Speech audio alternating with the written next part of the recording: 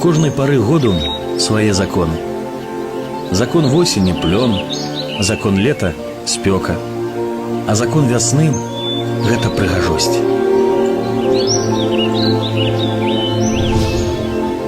Прыгожае – гэта значыць не проста нешта прыемнае воку. Сапраўдная прыгажосць – тая, што кранае душу да слёз, да болю, да спазму ў лёгкіх. І адбываецца гэта, калі ўсведамляеш яе часовасць, калі прыгажосць стаіць твар у твар з пагібеллю. Кожны год у брэсцкіх садах распускаюцца кветкі, і можа нехта ў гэты час згадвае пра горад, які некалі стаяў ля вытоку вялікай ракі. Горад славуты прыгажосцю і веліччу храмаў. Горад, якога больш няма.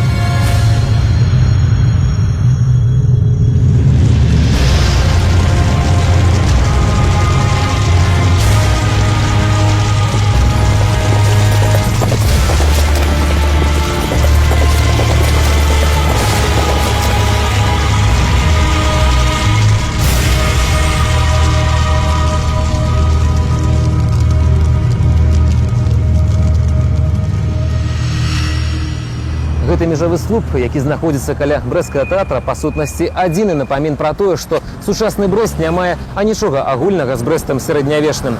250 год назад на гэтым месцы знаходзіліся балоты і пагосты, а сам горад змяшчаўся на 2 вярсты заходняй.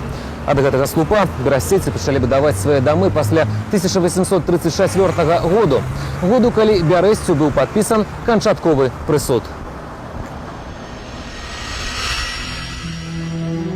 Гэты горад нарадзіўся каля вытоку Буга, і сама яго назва гучала нібы цурчанне вады – Берасці. Ліцвінская Венецыя, горад храмаў – так называлі яго уражаныя наведвальнікі. Берасця стаяла на вастравах, і рака была натуральнай перашкодай для захопнікаў. Вада ахоўвала горад з першых яго дзён. Вада, якая дае жыццё, адлюстроўвае ў сабе нябёсы, здольная прыняць любую форму, здольная раскрышыць камень сваёй упартасцю. Вада ахоўвала горад, аднак яе моцы хапала не заўсёды. І на 800-м годзе жыцця Берасця загіне ў агні. Гэты макет зроблены на аснове дакументаў і архітэктурных выкладак. Дзякуючы скрупулёзнай працы даследчыкаў і мастакоў мы можам уявіць, згадаць, якім было сярэднявечнае Бярэсце. Самы прыгожы горад з самым трагічным лёсам.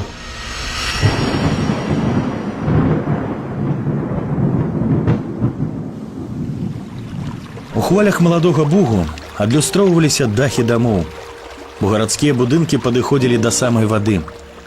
Шчыльнасць забудовы Берасця была надзвычай высокай, а для ўсходнеславянскай архітэктуры проста выключнай. Дамы на вуліцах прытуляліся адзін да аднога быццам кветкі на галіне. Гэткая архітэктурная канцэнтрацыя больш характэрна для еўрапейскіх гарадоў. Напэўна, дзякуючы гэтаму, негацыянты празвалі Берасця ліцвінскай Венецыяй. А яшчэ часам горад на Бузе называлі брамай у Рэч Паспалітую. Во тут здаўна перасякаліся найгалоўнейшыя гандлёвыя шляхі сярэднявечча. 2 разы на год у Берасці адбываюцца вялікія міжнародныя ярмаркі. На вузкіх берасцейскіх вулках гучала італьянская і нямецкая мовы, а да гораду падплывалі шэрагі гандлёвых караблёў. Берасць мае унікальнае геаграфічнае палажэнне. В Берасці скрыжоўваліся шматлікія гандлёвыя шляхі, і калі мы, напрыклад, з вамі паглядзім на мапу 16 стагоддзя Вялікага княства Літоўскага альбо Рэчы Паспалітай, то мы пабачым, што гасцінцы, тракты вялі з Берасця на Варшаву, праз Люблін на Кракаў, праз высокае Гародню на Вільня. Калі браць пісьмовыя крыніцы, пачынаючы з канца 14 стагоддзя, это эпоха праўлення Ягайлы і Вітаўта, то, допустим, в этих пісьмовых крыніцах уже вядомыя гасцінныя двары ў Берасці. Гасцінныя двары гэта значыць з'язджаліся з усяго наваколля з сумежных тэрыторый госці. Госці гэта гандляры, якія займаліся імпартам і экспартам. І яны пэўны час пражывалі на тэрыторыі Берасця і гандлявалі. Горад квітнеў. Берасце, першая з гарадоў Беларусі, здолела атрымаць права на самакіраванне. І гэта дало новы штуршок да развіцця. Тут развіваліся рамёствы, архітэктура.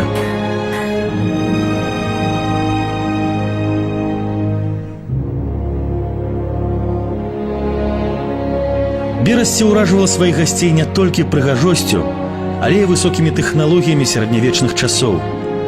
Тут нават быў свой рурмус. Гэтым нязвыклым словам тады называлі сістэму водазабеспячэння. У зямлю былі схаваныя драўляныя трубы, а жыхары замку былі пазбаўлены патрэбы кожны дзень цягацца да ракі.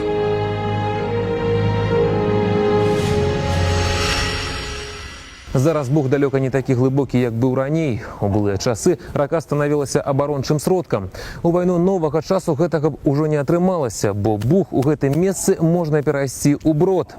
Абмялела і памяць пра Бярэсце, бо мала хто з тых, хто перасякае гэтую раку, ведае, што 250 гадоў назад у гэтым месцы быў уваход у Бярэсце. Усходнеславянскі першадрукар Францыск Скарына вырабляў свае кнігі ў Празе і ў Вільні, а першая друкарня на тэрыторыі сучаснай Беларусі з'явілася менавіта тут, у Берасці.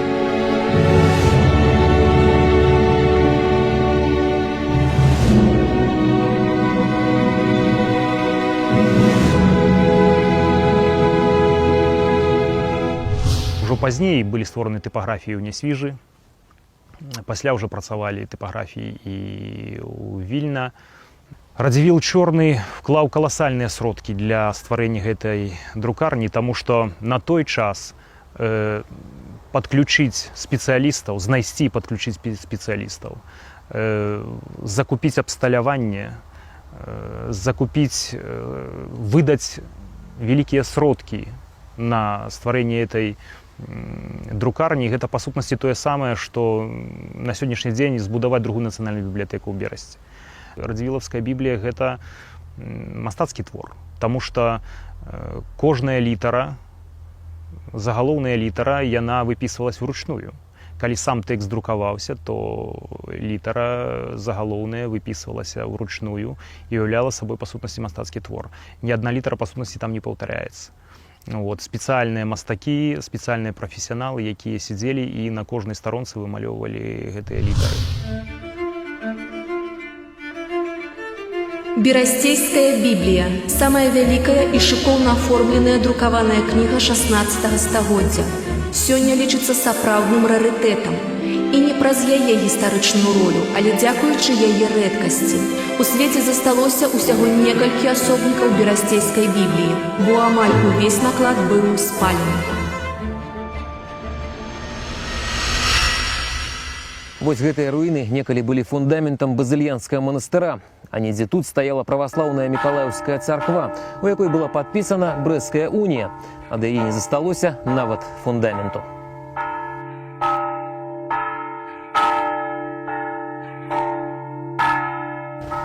А каля помніка мужнасць стаяла берасцейская сінагога. Яна была пабудаваная яшчэ ў 15 стагоддзі і лічылася самай велічнай сінагогай у Еўропе.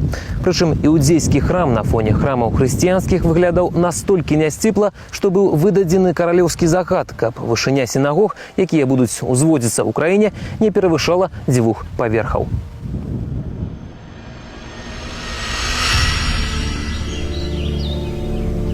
Берасце называлі горадам храмаў, бо ў некаторыя часы колькасць культавых пабудоваў тут набліжалася да 2 дзесяткаў. Так, напрыклад, у 16 стагоддзе у Берасці было 10 000 жыхароў і 18 храмаў. І, напэўна, не выпадкова тое, што адзіны будынак, які застаўся ад горада, гэта культавая пабудова. Некалі манастыр бернардзінак быў часткай цэлага архітэктурнага комплексу. І аналагаў яму не было ў Беларусі, ды, пэўна, і ва ўсёй усходняй Еўропе. Побач з жаночым манастыром знаходзіўся манастыр мужчынскі. Яны былі пабудаваныя ў сярэдзіне 18 стагоддзя. Разам мужчынскі і жаночы манастыры ўтваралі адзіны архітэктурны ансамбль, і адлегласць паміж імі складала ўсяго 5 метраў. Канешне, гэткая блізкасць не выпадковая і мае пэўны сэнс, які сімвалічна выражаны мовай архітэктуры. Калі паглядзець на мапу, то можна адзначыць даволі незвычайную форму будынкаў. Падоўжаны мужчынскі манастыр і чатырохвугольны з унутраным дворыкам манастыр жаночы. Існуе версія, што іх форма сімвалізуе сабой пачатак жаночага і мужчынскага, якія хоць і знаходзяцца ў непасрэднай блізкасці, усё ж такі адвернуты адзін ад аднаго. Архітэктар нібы хацеў паказаць, што, не гледзячы на спакусу, у бернардзінскіх манахаў няма заганных помыслаў.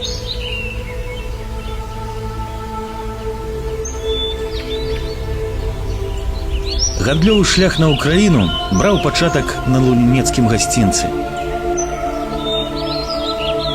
А на ўзбоч ад яго стаялі манастыр мужчынскі, зараз ад яго застаўся толькі фундамент, і жаночы манастыр ордэна святога Бернарда.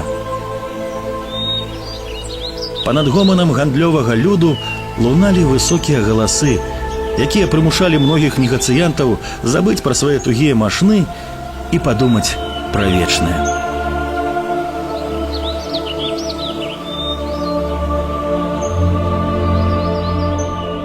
Ave Maria, gratia plena, Dominus tecum, benedicta tui in mulieribus et benedictus fructus ventris tui, Иисус.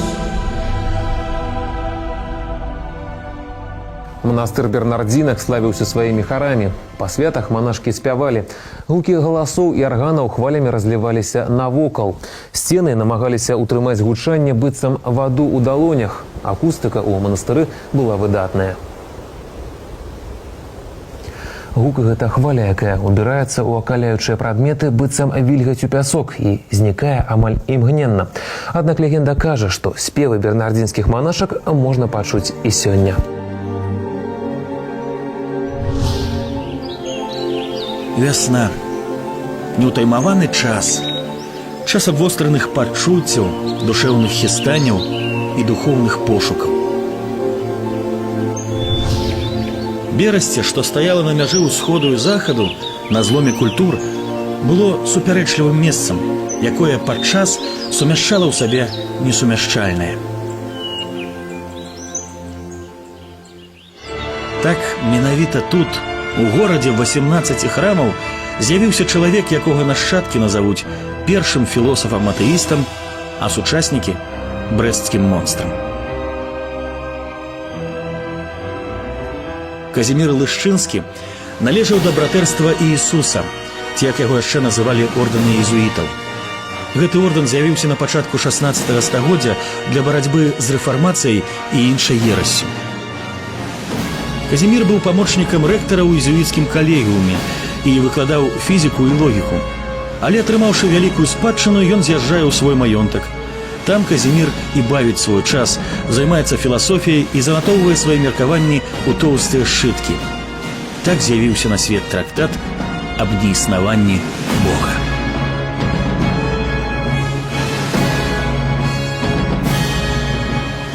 Потым быў данос і суд, які пастанавіў спаліць былога езуіта.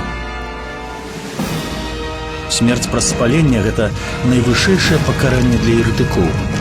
Гэтае пакаранне яшчэ называюць аўтодафе, што ў перакладзе з іспанскай азначае акт веры. Інквізіцыя лічыла, што калі цела курчыцца ў агні, душа ачышчаецца ад заганаў. Але вестка аб тым, што ў горадзе адбудзецца аўтодафе, выклікала хвалю пратэсту сярод берасцейскіх мяшчанаў. Прысуд быў аспрэчаны, Казімір выйшаў з вязніцы і вярнуўся дамоў. Жыхары горада храмаў выратавалі філосафа-атэіста. Роля шляхты у Великім княстве была настолькі моцнай, што в пэўным сэнсе было такое негалоснае супрацьстаянне паміж светскай уладай і духоўнай. І таму, калі ўзнікла праблема асудзіць Казіміра Лышчынскага за яго вальнадумства і за яго спробу, па сутнасці, абвергнуць все пастулаты каноны царквы, то, канешне, шляхта адным фронтам выступіла ў абарону Казіміра Лышчынскага. Справа ў тым, што Казімір Лышчынскі быў аўтарытэтным чалавекам, ён быў не проста адукаваным, але ў свой час ён быў заангажаваны яшчэ ў судовых справах берасцейшчыны, ён быў падсудкам берасцейскім, гэта раз і зарэкамендаваў сябе як справядлівы чалавек і адукаваны зноў-такі. Акрамя таго, у сваім маёнтку Лышчыцы ён адкрыў школу для дзетак, дзе адукоўваў шляхецкіх дзяцей. Гэтым ён заваяваў значны аўтарытэт сярод шляхты. В свой час шляхта на чале з Пісаржэўскім пад Каморым выступілі в абарону Лышчынскага і абвінавацілі духавенства Рэчы Паспалітай у тым, што яны насаджваюць тут метады інквізіцыі іспанскай. Але праз год адбыўся другі суд, на гэты раз у Варшаве. Прысуд быў вынесены такі самы, як і ў Берасці, смерць праз спаленне.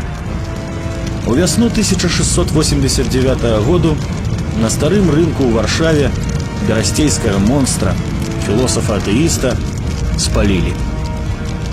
Берасцейская шляхта здрыганулася ад гэтай навіны, але нават у самым страшэнным сне не магло ўбачыцца берасцейцам, што некалі лёс Казіміра Лышчынскага напаткае увесь горад.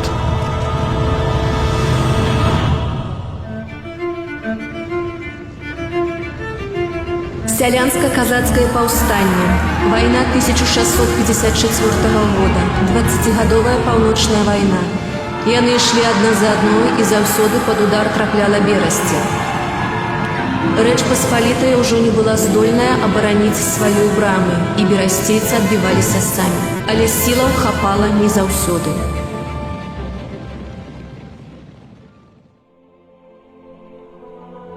А тым часам краіна была разарваная на кавалкі. У 1795 годзе адбыўся апошні падзел, і Рэч Паспалітая знікла. Берасце стала часткай расійскай імперыі.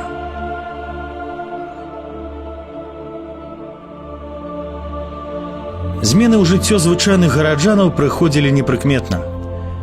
Спачатку зачынілася большасць каталіцкіх ордэнаў.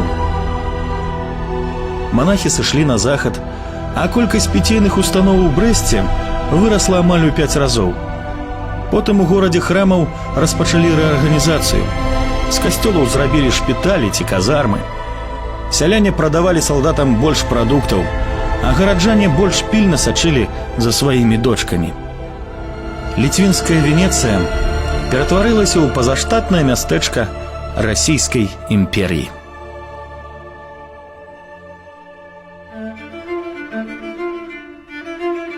Усе манастыры спустошаныя ваеннымі шпіталямі. У Брыгіцкім манастыры салдаты размясціліся разам з манашкамі ў адным будынку. А перыядычныя, магчыма, наўмысныя пажары зрабілі гэты горад бязлюдным і убогім. Дзённік Юліяна Нямцевіча.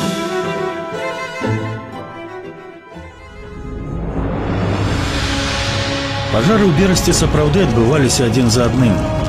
У 1828, 30 і 32 годзе горад над Бугам выгараў ледзь не напалову. Лакальныя ўзгаранні адбываліся па некалькі разоў на год. Калі спачатку ў разгуле агню яшчэ можна было вінаваціць спякотнае лета ці збег абставін, то з часам усе берасцейцы зразумелі, што агнём кіруе чалавечая рука і што іхні горад асуджаны на згубу.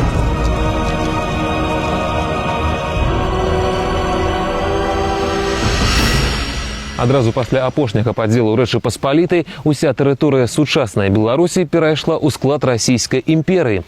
У Пецярбурзе загаварылі аб неабходнасці ўмацавання заходніх рубяжоў. На мяжы планавалася ўзвесці 10 магутных крэпасцяў. Вельмі ўдалым месцам для ўзвядзення вайсковых умацаванняў былі астравы ля вытоку Буга. Напрыканцы 18 стагоддзя царскі ўрад упершыню разглядае пытанне аб узвядзенні на месцы Берасця ваеннай крэпасці.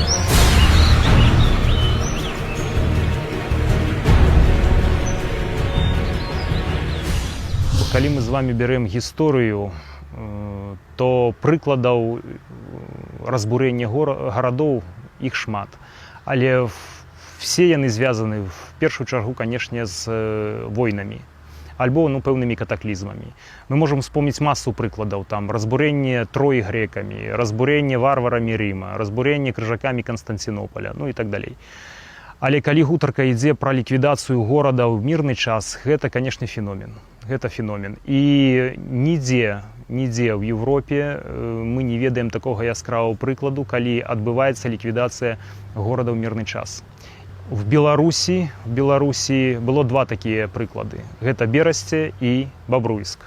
І на тэрыторыі Берасця, і на тэрыторыі старажытнага горада Бабруйска былі ўзведзены дзве крэпасці. В пэўным сэнсе гэты факт звязаны не проста з стратэгічнай патрэбай, таму што можна было знайсці шмат стратэгічна выгадных мест для пабудовы крэпасці. Я думаю, што ў першую чаргу гэта было звязана з неабходнасцю падкрэсліць дамінанту расійскай улады на заходніх тэрыторыях, на заходніх межах сваіх. У 1797 годзе быў прапанаваны першы праект аб пабудове крэпасці на месцы жывога гораду. Будаўнічыя работы атрымоўваліся вельмі дарагімі, таму гэтую жудасную прапанову вельмі доўга разглядалі. Канчатковае рашэнне пра будаўніцтва крэпасці было прынятае і зацверджанае ў пачатку 1829 году.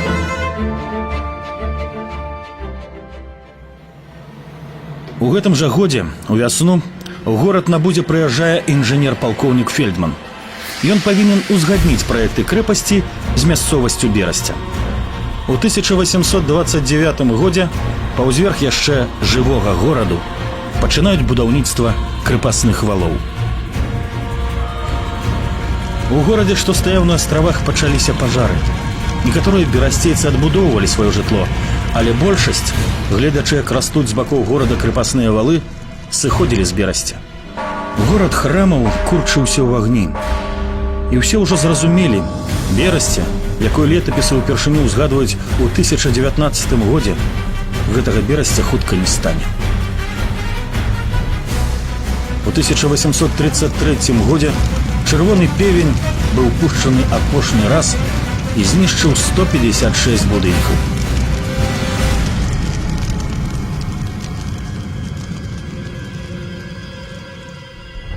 А ў 1934 годзе быў выдадзены загад, па якому гараджане павінны пакінуць Брэст і будаваць свае новыя дамы за 600 сажняў ад былога горада. Межавы слуп адзначаў месца, ад якога берасцейцы маглі ўзводзіць новы горад.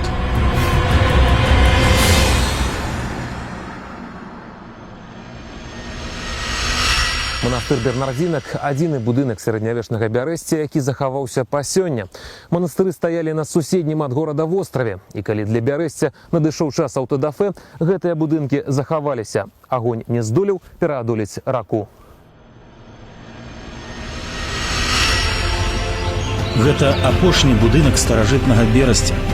Апошні пялёстак, што здолеў утрымацца там, дзе вырас, нягледзячы на вецер часоў.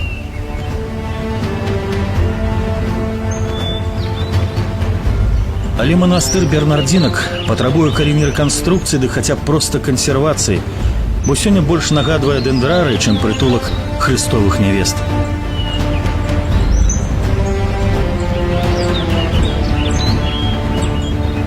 З кожнай новай вясной карэнні дрэў усё глыбей пранікаюць у цела манастыра Бернардзінак. І здаецца, што апошні напамін аб Берасці знікне менавіта вясной.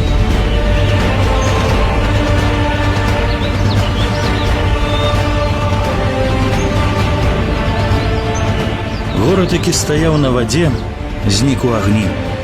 І на яго месцы была пабудавана крэпасць, якую назвалі Брэсцкай. З гэтага часу дух агня пасяліўся на астравах, якія падаліся такімі зручнымі для будаўніцтва вайсковых умацаванняў. Сёння Брэсцкая крэпасць – мемарыял, у сэрцы якога удзень і ўначы гарыць вечны агонь. Але гэта ўжо наступная гісторыя.